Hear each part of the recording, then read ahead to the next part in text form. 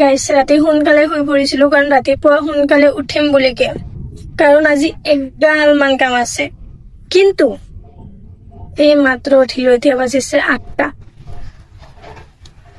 क्या होगा मेरा।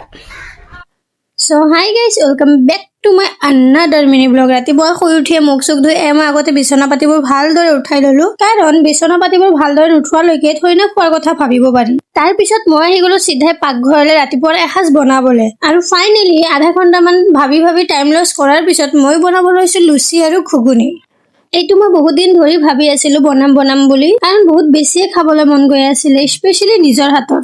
আৰু কলো নহয় বহুত দিন ধৰি খাবলৈ মন গৈ আছিলে বোলে, ইমান দিন মোৰ আলচি কৰোঁতেই গ'ল। আৰু ইমান ধুনীয়া ফুলা কৰি কোনোবাই বনাব পাৰিবনে? যদি কোনোবাই শিকিব বিচাৰে মোক স্পেচিয়েলি কৈ জল্দি ডিএম কৰা দেই। তাৰ পিছত আম্মা আব্বা আহিলে দোকানৰ পৰা, আম্মা আব্বাক খাবলৈ দি কেনে আম্মাই বাচিব লৈছে এতিয়া মছলি। তাৰ পিছত মই ৰ'দত বহি মজা লৈ আছিলো, সেইটো আমাৰ সহ্য নহলে। তাৰ পিছত মায়ে ক'লে যে মাছ ভাজবিগে যা। মাছখিনি ভাজি মেলি মই হৈ গলো গায়ব। গাইছ, এতিয়া যদি মই গায়ব হৈ নগলো হয় ন, মায়ে মোক চব্জিখিনিও বনাব দিলেহেঁতেন। তাৰ পিছত গা পা ধুই মেলি কাপোৰ কেইটামান আছিলে ধুবলৈ, সেইখিনি ধুই মেলি মই হৈ গলো ফিট ফাট। তাৰ পিছত মায়ে বনোৱা চব্জিৰে 1 কাঁহীমান ভাত খাই মেলি আমি যাবলৈ লৈছো মামাহঁতৰ ঘৰত। মামাহঁতৰ ঘৰলৈ কিয় গলো সেইটো জনাম অন্য টি মিনি ব্লগলৈ। আজিলৈ আহিছো, বাই।